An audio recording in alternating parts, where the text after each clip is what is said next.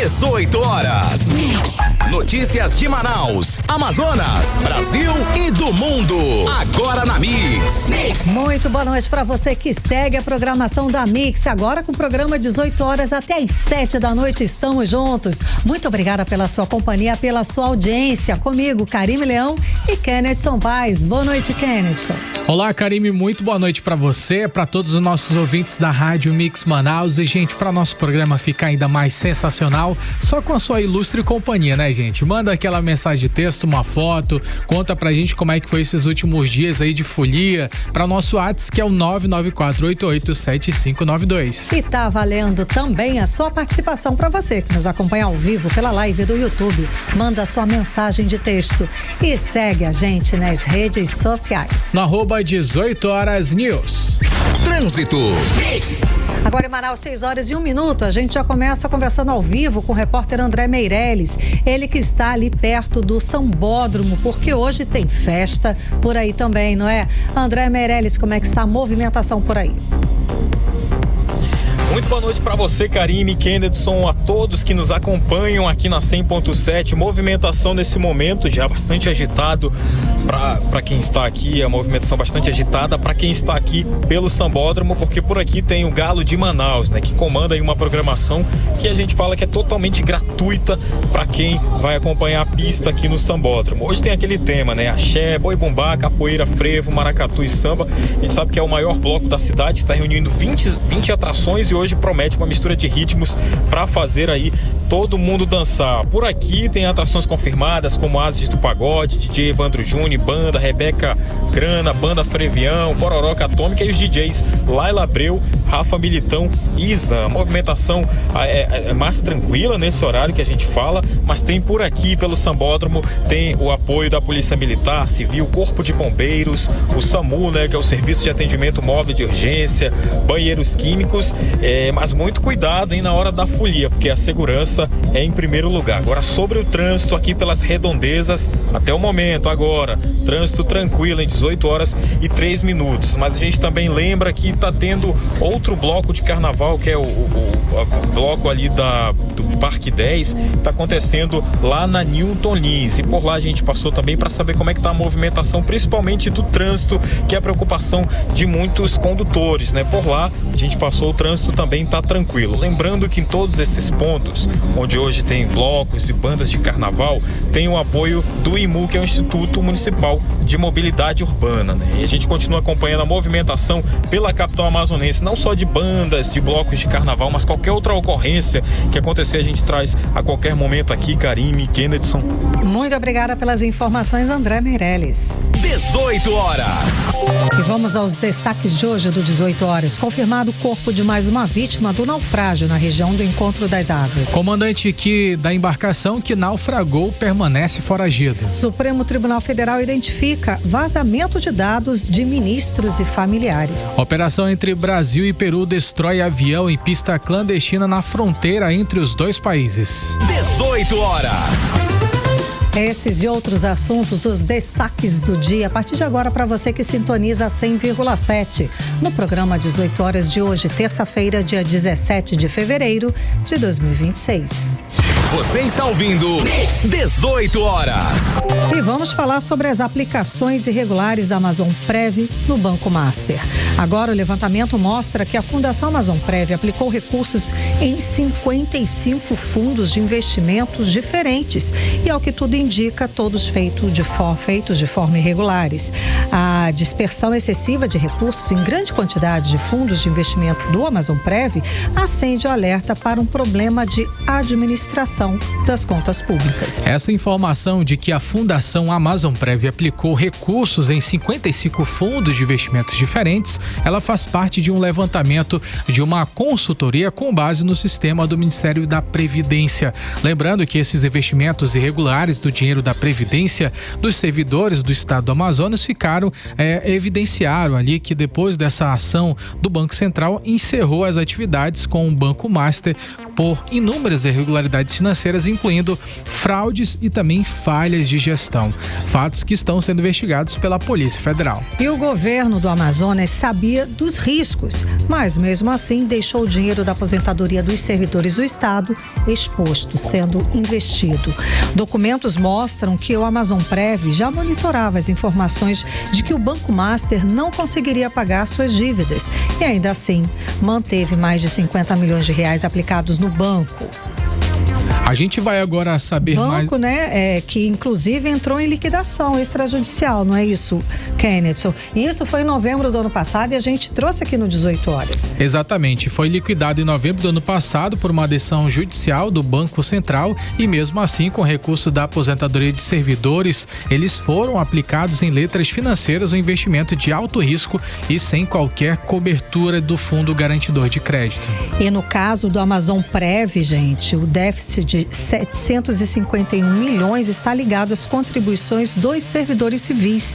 Em nota, o fundo afirma que o investimento não oferece risco e não afeta o pagamento dos aposentados.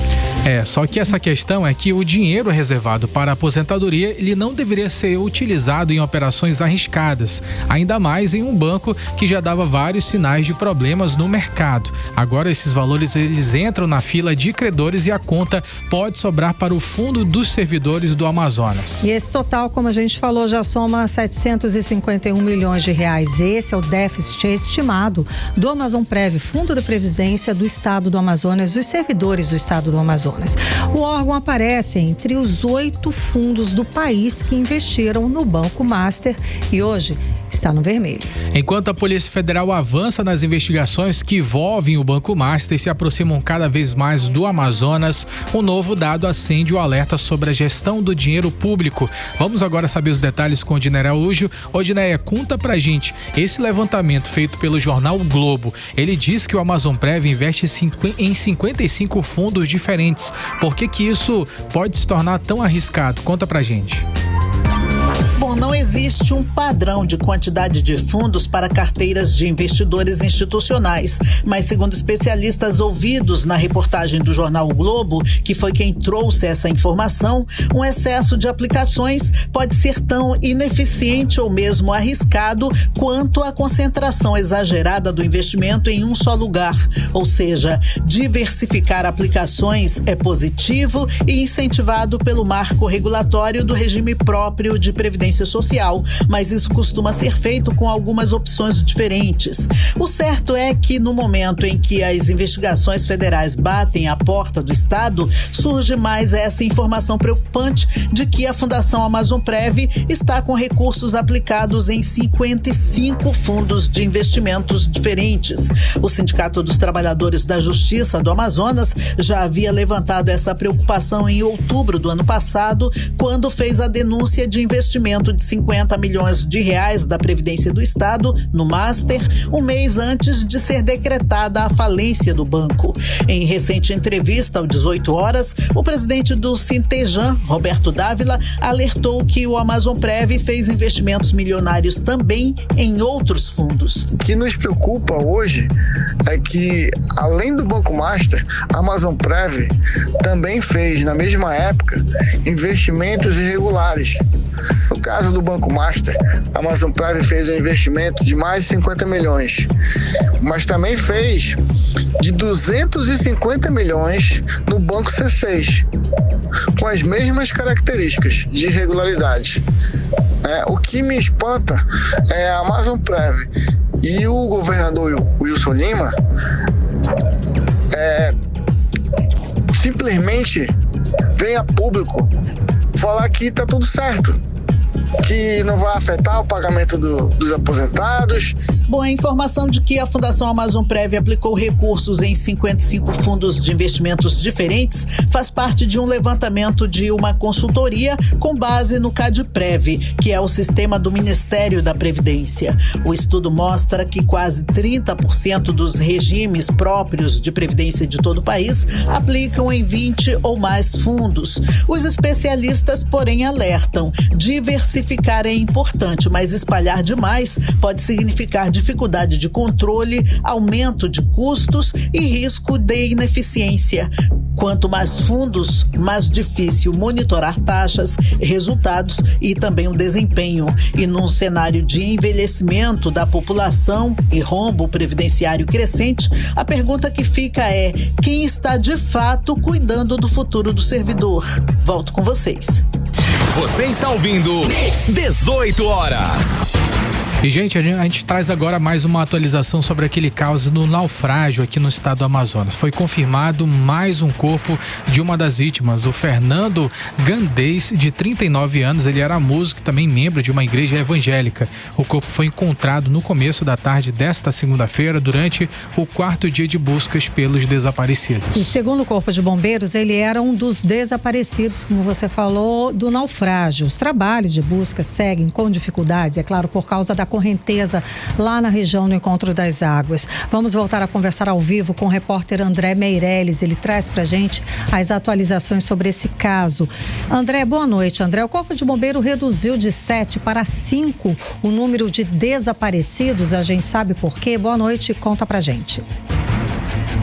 Muito boa noite mais uma vez a todos. Olha, o Corpo de Bombeiros disse que a lista de passageiros havia sido extraviada. Então, foi feita uma atualização e agora foi reduzido aí para 5 o número de desaparecidos, né? Inclusive as buscas por essas vítimas aí desse naufrágio registrado aqui ali no Rio chegaram ao 4º dia nessa terça-feira e a atualização até o momento é que segue sendo 5 pessoas desaparecidas.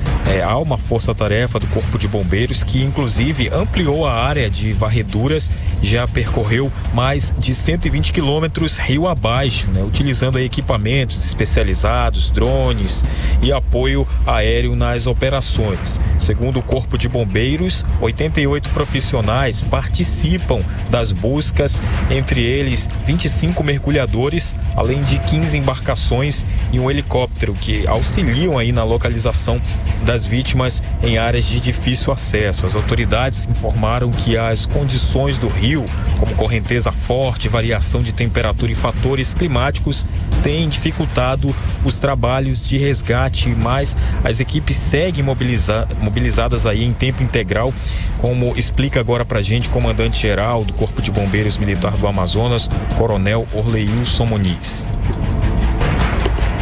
Uma patrulha fluvial a mais de 100 quilômetros do ponto do naufrágio, lá na região da Calzônia, já próximo já de Itacoatiara. Lembrando que a nossa unidade de Itacoatiara também está operando nessa ocorrência e a de Parintins também, considerando que há possibilidade de essas vítimas desaparecidas estarem já a bastante distância do ponto do naufrágio. 18 horas. Seguem, certo, o André. Acontece que o comandante da lancha, o Pedro José da Silva Gama, de 42 anos, ele que teve a prisão preventiva decretada no sábado, ele segue foragido, é isso? É isso mesmo, inclusive foi uma decisão assinada pela juíza Eliane Gurgel do Amaral Pinto agora no último sábado, e essa medida tem como objetivo aí garantir a ordem pública, segundo o TEJAN, Tribunal de Justiça, para assegurar a aplicação da lei penal. Então essa determinação também estabelece que depois do cumprimento do mandado, o comandante seja recolhido para qualquer unidade prisional, né? O Pedro José da Silva Gama havia sido preso na última sexta-feira 13, então logo após ali a coletiva dos órgãos de segurança pública. No entanto, ele foi liberado depois que pagou fiança. Agora, com essa nova decisão judicial, ele passa a condição de foragido. Em nota, a Delegacia Especializada em Homicídios e Sequestros informou que já está adotando todas as providências para cumprir a ordem judicial. Então, a polícia segue nessas buscas aí. Familiares das vítimas, inclusive, cobram justiça e o caso segue em investigação e, claro, a gente continua acompanhando aqui no 18 Horas. Volto com vocês. Muito obrigado, André Meirelles. E essa, com certeza, foi uma grande tragédia aqui no nosso estado. Nós temos, inclusive, relatos desesperadores de mães que deram seus coletes para os filhos e depois sumiram nas águas barrentas e também bastante violentas ali no encontro das águas. Um bebê foi colocado dentro de um cooler, tipo um isopor, para poder ter a vida salva. Relatos de histórias de verdadeiros heróis que deram suas vidas para salvar o próximo. São histórias, não é, Kennedy, que deixam essa tragédia ainda mais comovente e que deixam as pessoas ainda mais impactadas. Essa do jovem, que é o João Henrique, de 17 anos, ele contou depois o que aconteceu, que a mãe dele, né, falou, vai, né, salva sua vida, e ele acabou sobrevivendo, ela não. Filho se salva. Filho as últimas palavras dessa mãe, que naquele momento de terror, ela teve apenas um primeiro instinto, que era salvar o filho. Ela tirou o colete, não sabia nadar, entregou esse colete pro garoto e disse: filho, se salva. A Poliana Almeida, ela entregou o colete dela, o colete salva-vidas, pro rapaz, pro João Henrique, de 17 anos, para que ele se salvasse. Ele que relatou essa história, né, tá nas redes sociais, a gente tem recebido essas notícias e, sem dúvida alguma, são histórias que mostram como é que foi esse desespero, como é que foi esse momento. E diante de um momento tão difícil, é importante voltar a atenção, um cuidado essencial, o apoio psicológico para os sobreviventes e para as famílias vítimas desses desaparecidos. Agora, Karime, quero fazer um adendo aqui sobre esse caso, porque o senador Eduardo Braga, ele fez uma publicação ainda há pouco nas redes sociais a respeito sobre isso. Ele ressaltou, Karime, que é importante nesse momento a fiscalização rigorosa das condições das embarcações do estado do Amazonas, o cumprimento das normas de segurança, da capacidade de passageiros, da manutenção adequada e também do preparo das tripulações. Nas palavras do senador, abre aspas, não podemos aceitar negligência ou a falta de controle que coloquem vidas em risco em nossos rios. Ou seja, é aquela cobrança que a gente já fazia, né, Karime, sobre a nossa circulação de embarcações nos rios, é muito importante. E tem que ter, a partir do ponto de que não tem uma lista de passageiros correta, fechada, a irregularidade começa nos portos. Começa aí de não saber exatamente a lista de passageiros, porque esse músico não estava na lista oficial de passageiros, não é isso? Não estava. Eu tive acesso às informações de uma pessoa ligada à família, que ela conversou com a família, acompanha esse drama da família do cantor Fernando, e as informações que eles tiveram que o nome do cantor não estava nessa lista que o Corpo de Bombeiros tinha acesso. Ou pelo menos a informação que chegou ao Corpo de Bombeiros foi uma informação incompleta. Ou seja, as irregularidades começam por aí, de não ter uma lista correta, oficial, certa de passageiros. Daí vem para a embarcação, para a tripulação, como o senador Eduardo Braga acabou de postar nas redes sociais dele. Ou seja, a gente precisa sim de ter uma fiscalização extrema nessas embarcações, gente. Isso foi de dia. Você imagina o desespero se esse naufrágio acontecesse de noite.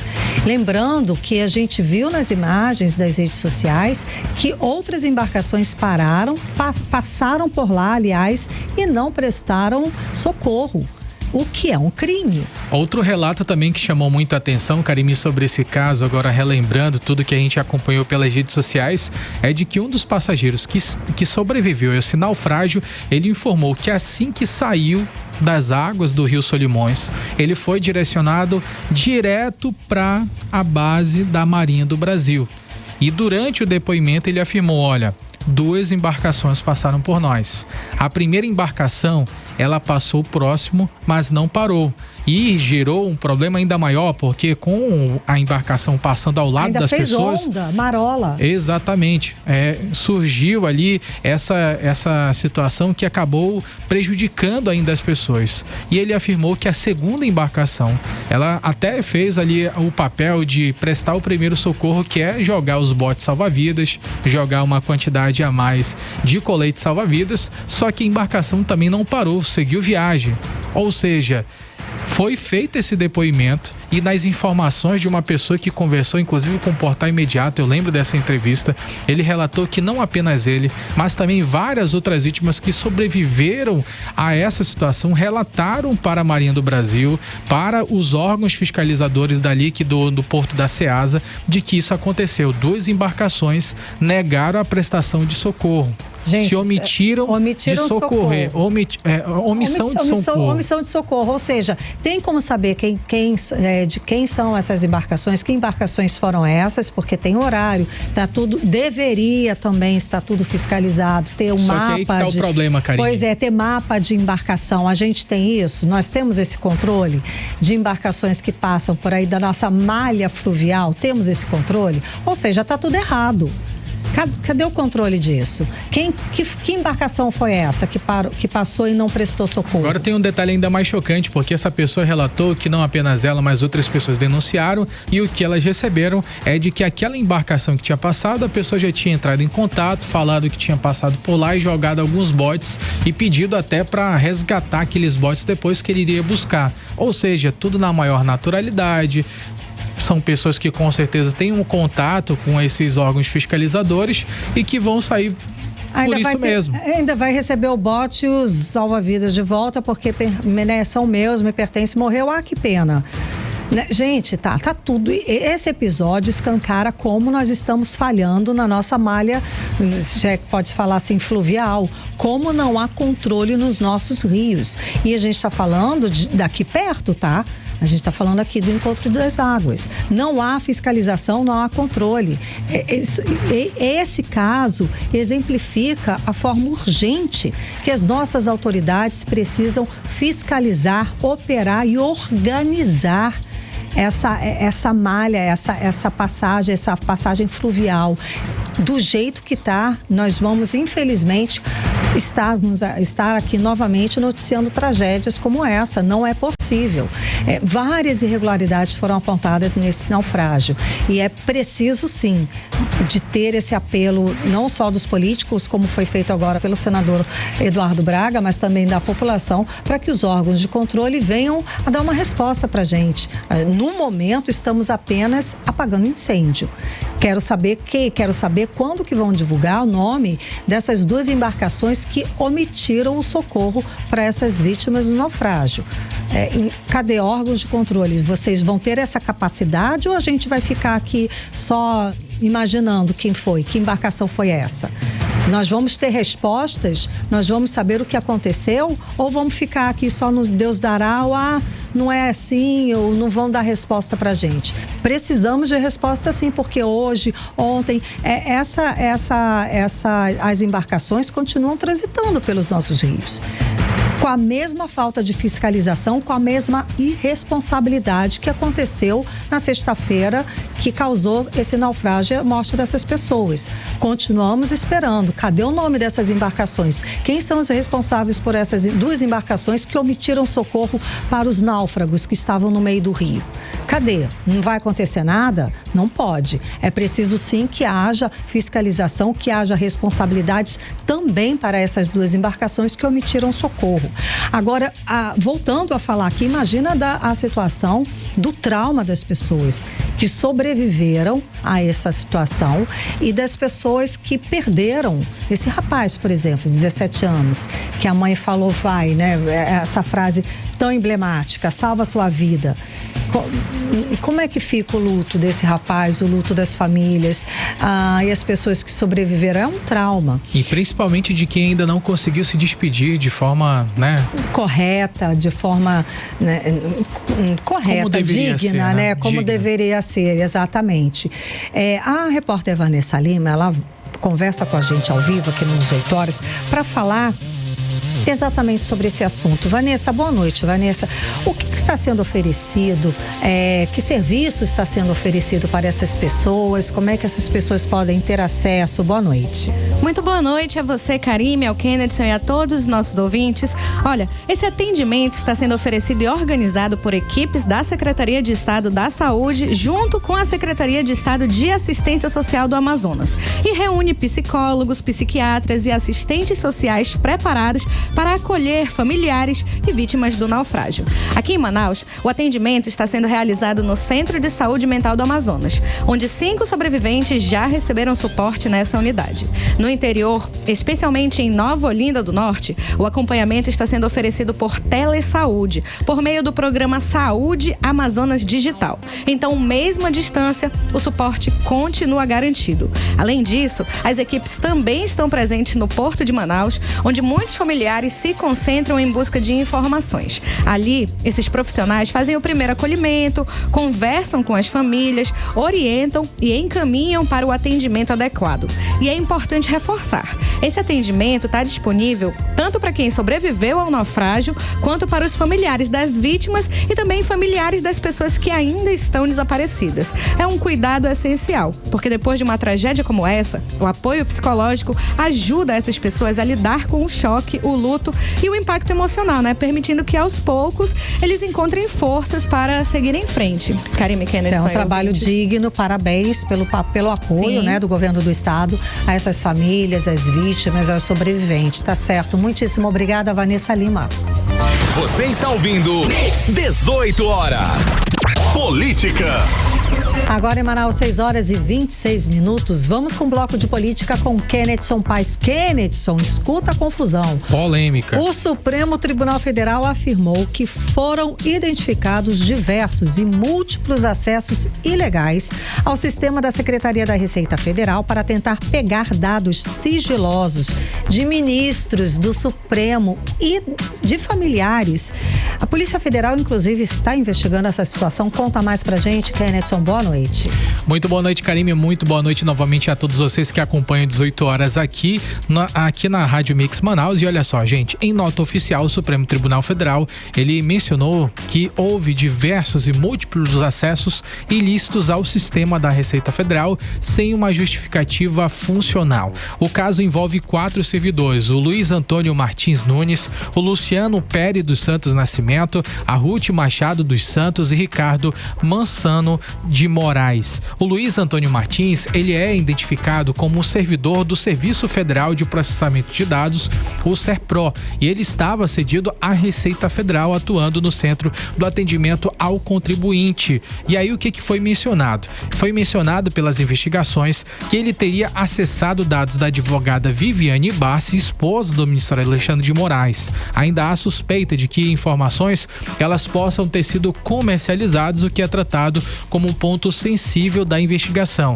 O Luciano Pérez dos Santos do Nascimento, também a Ruth Machado dos Santos, eles são técnicos do Seguro Social vinculados à Receita Federal. Já o Ricardo Mansano de Moraes, ele é auditor fiscal da Receita. Todos foram alvos de busca e apreensão, o afastamento das funções, a quebra do sigilo bancário, fiscal e também o telemático, o uso de tornozeleira eletrônica, a proibição de deixar o país e também os 3 eles foram demitidos da Receita Federal hoje. O STF ele destacou que o caso ele não se exaure, ou seja, ele não finaliza apenas na questão da violação individual do sigilo fiscal, mas que a divulgação seletiva desses dados ele poderia ter sido utilizada para poder produzir suspeitas artificiais da palavra do Supremo Tribunal Federal e de difícil dissipação, ou seja, difícil de esconder tudo que foi divulgado.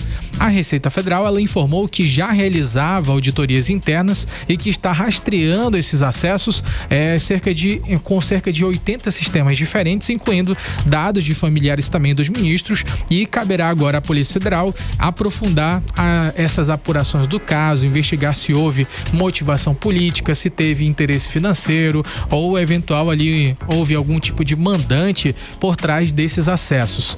E aí o que acontece? Temos aqui um ponto crítico desse caso, porque claramente nós temos no centro dessa questão mais uma vez o ministro Alexandre de Moraes.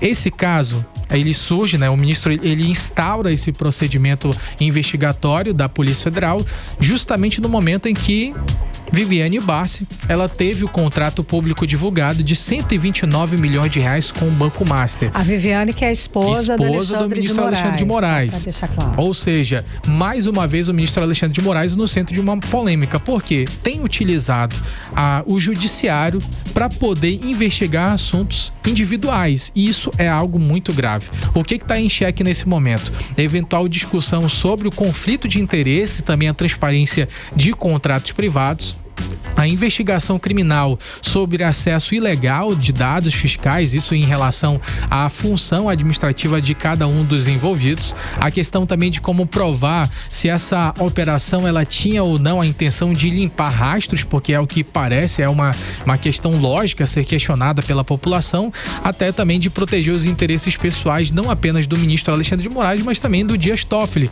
porque também foi divulgado todas as movimentações financeiras do Dias Toffoli envolvendo esse relacionamento com o caso Master. O que o STF sustenta nesse momento é de que houve esses múltiplos acessos ilícitos e tal, só que a questão, Karime, aqui é mais grave porque até os órgãos oficiais, eles também questionam essa regularidade do uso do Supremo Tribunal Federal para investigar esses casos. E as duas entidades que mencionaram a respeito sobre isso foi o Sindivisco Nacional, que é o Sindicato dos Auditores Fiscais da Receita Federal. Eles disseram que essa proteção das informações tributárias ela é um pilar da confiança na administração pública, mas fez questão de definir que esses acessos, eles motivados à questão de dados, ele faz parte da rotina normal do trabalho dos auditores fiscais, ou seja, é algo super rotineiro, não é algo que chega a ser suspeito. Todos os dias eles têm acesso aos dados. Certo, mas aí a questão foi que vazou. Aí é que tá o crime. Aí é que tá o crime. O crime não é se eles tiveram acesso ou não aos dados. Isso faz parte do trabalho cotidiano deles. A questão que define como crime é se houve a questão remunerativa, se houve venda dessa informação privilegiada para os meios de comunicação, ao que tudo indica está tendo a definição, né? Pelo menos nesse processo, está praticamente escrachado que o ministro Alexandre de Moraes quer saber quem foi que pagou pela informação que divulgou o contrato da esposa dele e também do Dias Toffoli. Já a Unifisco, gente, que é a Associação Nacional dos Auditores Fiscais da Receita Federal, ela questionou essa adoção de medidas muito consideradas gravosas pela própria associação. E aí a gente tem ali a definição que a gente falou ainda há pouco sobre uso de tornozeleira eletrônica, agora a demissão, inclusive a própria associação lembrou casos antigos de 2019, quando auditores eles foram afastados do cargo. Nesse caso agora estão utilizando tornozeleira, não pode deixar o país, ou seja, existem medidas muito pesadas nesse processo, sendo que o caso ainda não finalizou. Ou seja, foram punidos ainda está em investigação. Pois é, foram punidos antes da investigação e antes de um possível julgamento. Exatamente. E aí o que a associação tem falado? Que a presunção de inocência deve ser mantida e alerta que os servidores eles não podem ser transformados em bodes expiatórios em meio a essas crises institucionais. Então, as duas entidades elas cobram apuração rigorosa do caso, como deve ser, mas também que tem a garantia do respeito às regras do Estado Democrático, que é dar o direito ao contraditório. Não existe um processo democrático legal onde você inicia uma investigação, já prende sem o devido processo legal ter finalizado e já impõe medidas cautelares graves, sendo que o caso ainda não finalizou. Ou seja, o ministro toma essa iniciativa e a população cobra respostas para saber se o judiciário tem sido utilizado para as devidas funções legais ou para defender interesses pessoais, Karime. Mais uma que deixa aí toda a credibilidade do judiciário em xeque. A população realmente não está engolindo numa boa essas questões, não. Não mesmo. Não mesmo. Vamos agora para a política local. Seguinte, parece que o prefeito Davi Almeida, ele está esperando o carnaval passar para lançar oficialmente a pré-candidatura dele ao governo do Amazonas. É o que falam nos bastidores? Exatamente, Karime. É o que tem sido ventilado nos bastidores da política. Vários meios de comunicação já têm noticiado que esse período de carnaval é o período exatamente para planejar, saber o que vai fazer. A gente já vinha perguntando, inclusive, do prefeito na última semana, a gente tinha falado com ele, pessoalmente com ele, falando sobre isso, falando sobre a relação dele com o Tadeu de Souza. mas ele não tinha cravado nada até agora. Ele inclusive fez questão de falar na última semana que assim que ele tivesse definição, ele falaria para toda a imprensa, noticiaria todo mundo. Só que não é bem assim que acontece as coisas, né? A gente só vai saber na hora de fato. E aí o que acontece, gente? Essa pré-candidatura, ela possivelmente deve ser lançada na próxima segunda-feira, informações de bastidores. E aí quem fica no cargo na frente da gestão municipal vai ser o vice-prefeito de Manaus, Renato Junho. E aí, inclusive, até durante esse final de semana houve um evento da Assembleia de Deus na IADAN, né, num dos espaços da Assembleia de Deus, onde concentra uma grande quantidade de pessoas, onde o próprio líder do prefeito de Manaus, ele acabou falando, chamando o Renato Junho, elogiando, destacando a presença dele durante esse evento religioso. E o Eduardo Alfaia fez questão de destacar que Renato Junho ele é vice-prefeito até o dia 30 de março. E a partir de abril ele já começa nessa gestão à frente da Prefeitura Municipal de Manaus. Vamos ouvir um trechinho do que falou Eduardo Alfaia. Nosso vice-prefeito Renato Junho, ele é vice até o dia 30 de março, tá, irmãos? Dia 30 de março ele passa a ser prefeito da cidade de Manaus, se Deus quiser. Ou seja, uma informação de alguém que não é uma pessoa leiga, é alguém que é da base do prefeito Davi Almeida, é alguém que representa o partido dele na Câmara Municipal de Manaus. Temos a presença de Renato Junho lá, que também não foi à toa. Ou seja, muitas coisas estão se desenrolando, estão se evidenciando, ainda que o prefeito de Manaus não tenha batido o martelo e falado, não, eu vou ser candidato ao governo. Sem dúvida, e nessa situação não foi numa conversa na cozinha, gente, foi numa cerimônia, foi num evento religioso, com público oficial, religioso, com né? jovens, né? Então, Exato. uma quantidade de pessoas bem expressiva e essa informação oficial. E com certeza eles sabiam que essas informações também iriam vazar, né? Acho que todo mundo filmando. Né? Bobeia de não dá pra fazer, não dá pra contar segredo com todo mundo filmando, né, gente? Não, hoje não dá mesmo. É isso, Karime. Muito obrigada, Kennedson Paz, com recorte de política pra gente aqui no 18 horas. Você está ouvindo 18 horas. E daqui a pouco aqui no 18 horas, operação entre Brasil e Peru destrói avião e pista clandestina na fronteira entre os dois países. É o nosso assunto em instantes. 18 horas. Trânsito. E vamos conversar com o repórter André Meirelles. Ele está falando pra gente a respeito do movimento dessa terça-feira de carnaval, do trânsito. André, é bom lembrar também que segue a operação, fiscalização da Polícia Rodoviária Federal, não é isso? Conta mais, boa noite.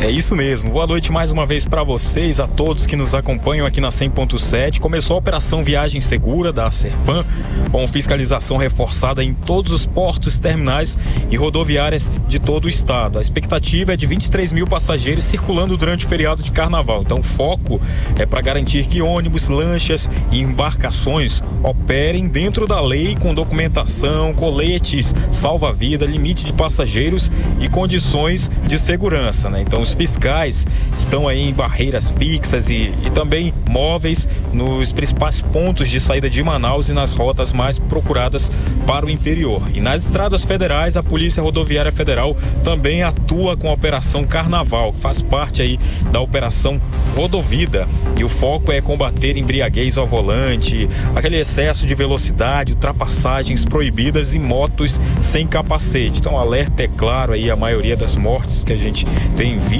e acompanhado nas rodovias acontece por imprudência. Então a orientação é simples aí, se bebeu, né, se for beber aí, não dirija, e também é bom respeitar os limites, né, de velocidade, para até mesmo por amor à própria vida.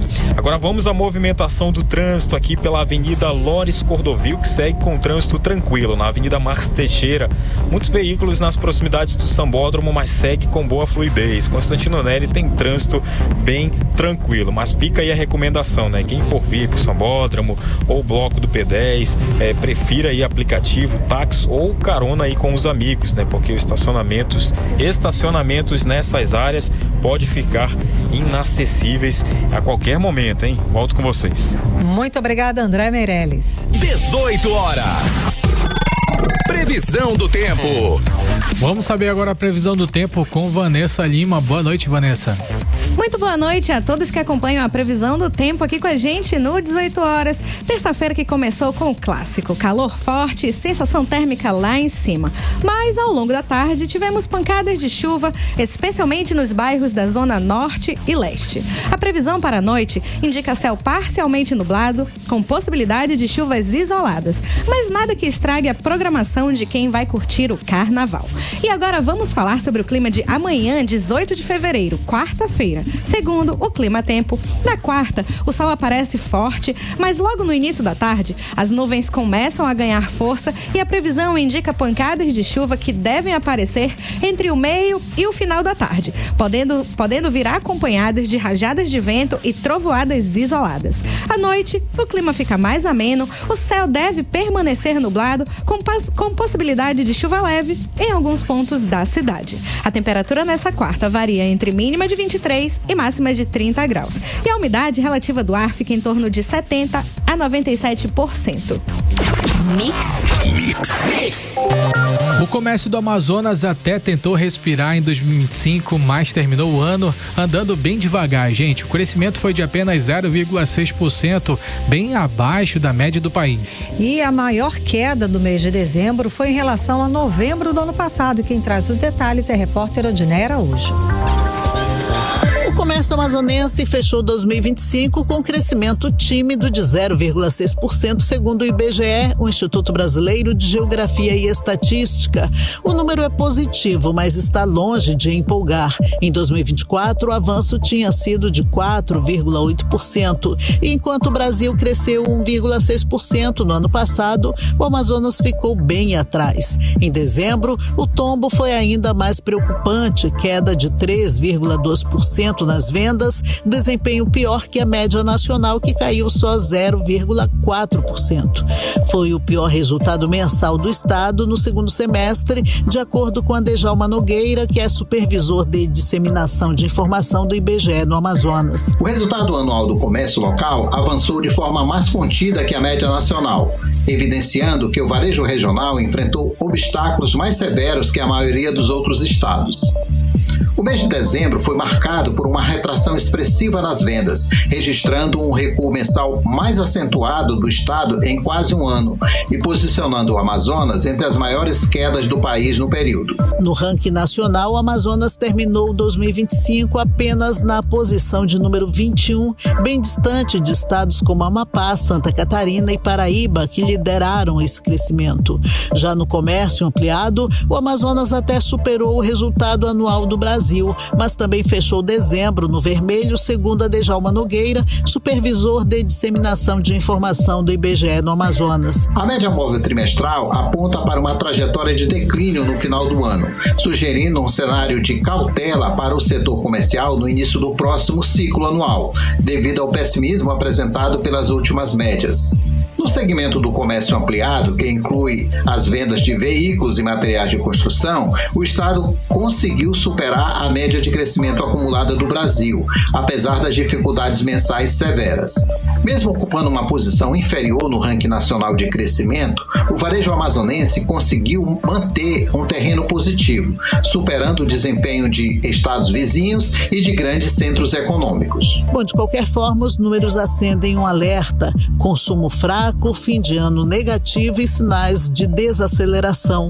Se os primeiros meses desse ano não reagirem, 2026 pode começar com o freio puxado para o comércio amazonense também.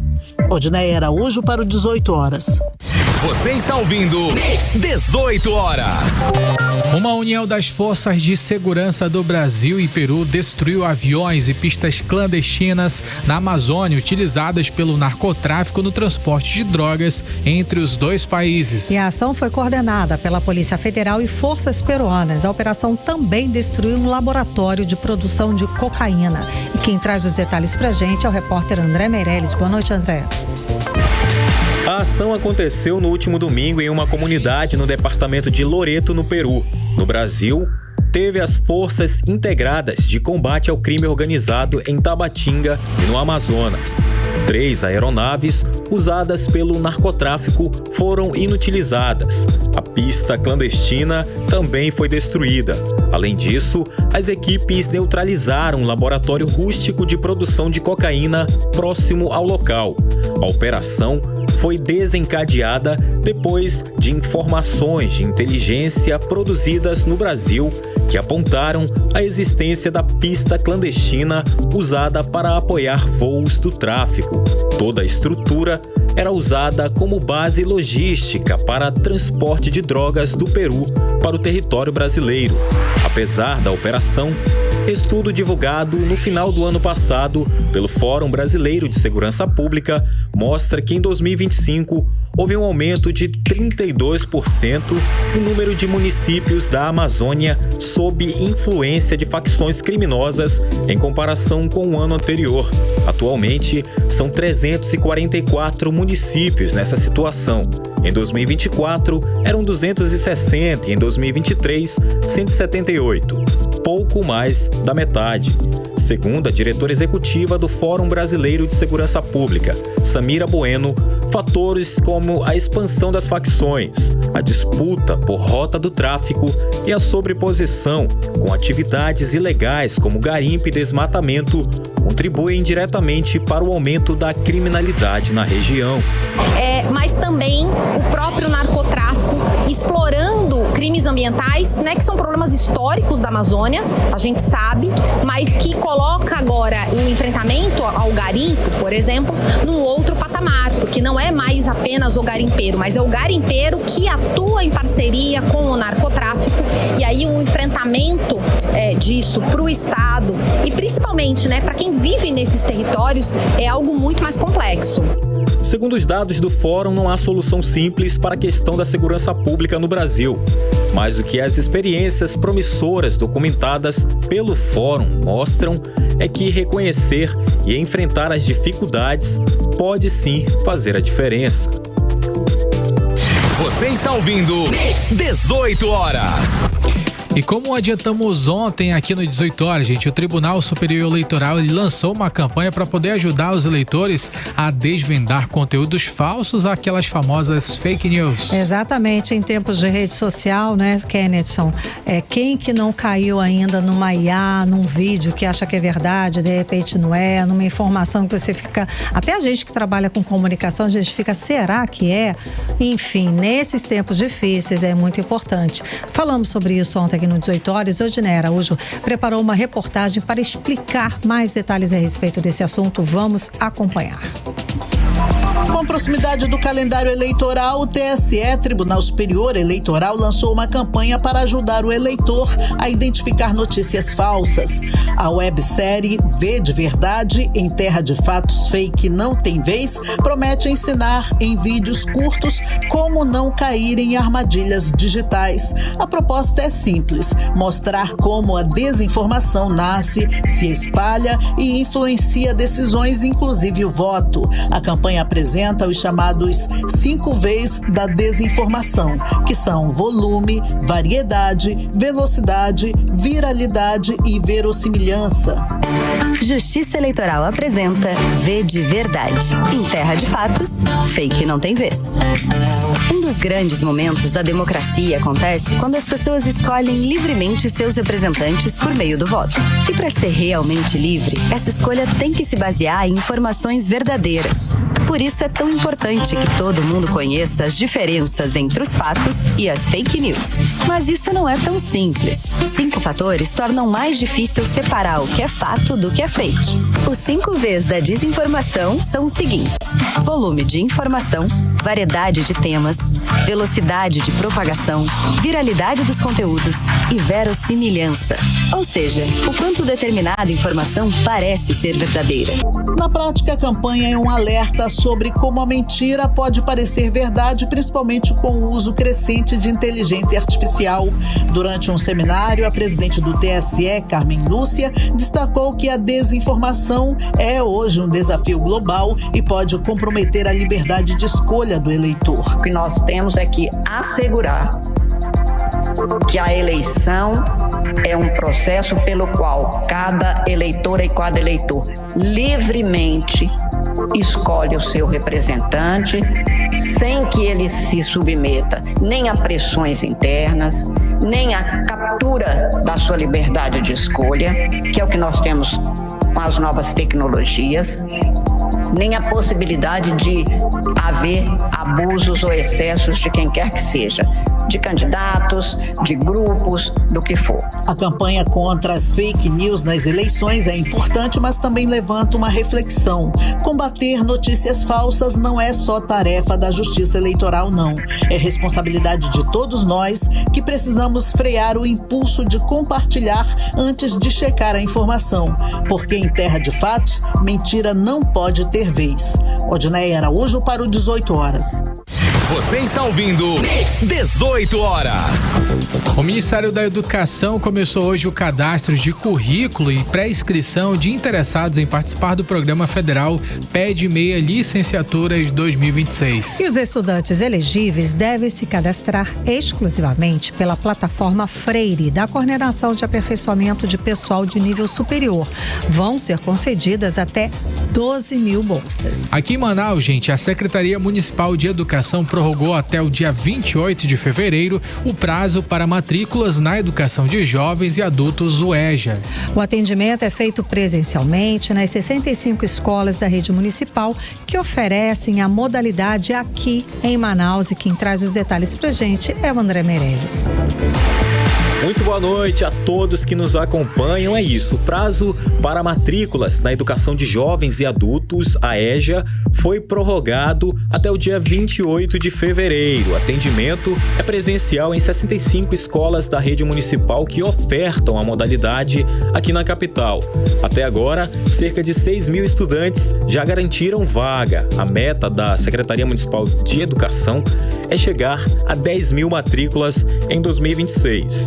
No ano passado, aproximadamente 7 mil alunos foram atendidos pela EJA, que é voltada a pessoas a partir dos 15 anos que querem iniciar ou concluir o ensino fundamental. Segundo a CEMED, a prorrogação busca ampliar o acesso à educação e dar uma nova oportunidade para quem quer mudar de vida. Então, os interessados devem procurar a escola mais próxima com os documentos em mãos, em CPF, RG, comprovante de residência, para efetivar a matrícula. Volto com vocês. Você está ouvindo 18 horas. E o carnaval na Floresta está a todo vapor, mas no meio da festa, gente, um alerta importante chamou a atenção das autoridades e dos foliões também, tal. A Central Integrada de Fiscalização percorreu diversos blocos e bandas aqui em Manaus e encontrou situações que acenderam um sinal vermelho, principalmente quando o assunto é a presença de crianças em ambientes proibidos. Além disso, a equipe identificou irregularidades em alguns eventos, como a falta de autorização do Corpo de Bombeiros, da Vigilância Sanitária. Tudo isso enquanto reforçava a missão de garantir um carnaval seguro e responsável. Para contar como é que foi essa operação, a gente volta a conversar ao vivo com a repórter Vanessa Lima. Vanessa, então, o que as equipes encontraram e por que, claro, esse trabalho é muito importante, certo? A segurança de todo mundo. É a segurança de todo mundo, né, Karime, Kennedy e ouvintes? Olha só, em todos os blocos visitados, e não foram só 1 ou 2, foram 15 eventos espalhados pelas zonas norte, leste e centro, as equipes encontraram crianças em ambientes totalmente inadequados, e não era só as crianças maiorzinhas não, hein? Tinha até bebê de colo no meio da folia, em locais com bebidas alcoólicas e estrutura que não oferecem segurança nenhuma para essas crianças.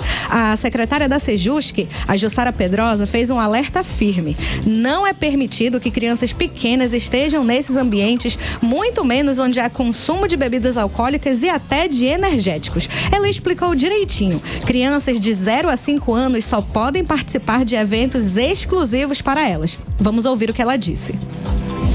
Quando é para matinês, até 21 horas, as crianças podem até participar de 0 a 5 anos em ambiente exclusivo, de 5 a 12 anos, com responsável legal a partir de 12 anos com a documentação. Porém, sem nada de bebida alcoólica, nem mesmo para o consumo do responsável legal.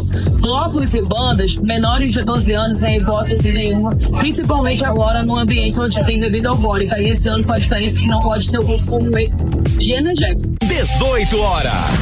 Olha só, nos eventos fiscalizados, os responsáveis que foram encontrados com crianças foram orientados a deixar o local e os organizadores receberam advertências para impedir a entrada de pais com crianças sob risco de suspensão da festa. Além disso, 2 bandas estavam funcionando sem a documentação obrigatória. Uma sem a autorização do Corpo de Bombeiros e a outra sem a liberação da vigilância sanitária. Ou seja, riscos que vão muito além da diversão e que podem colocar muita gente em perigo. E é justamente aí que entra a importância desse trabalho. A fiscalização, ela não está ali para atrapalhar a festa, muito pelo contrário. Ela garante que o carnaval aconteça com responsabilidade, que os foliões curtam com segurança e principalmente que crianças e adolescentes tenham seus direitos preservados. E o mais interessante é que os próprios foliões reconheceram isso.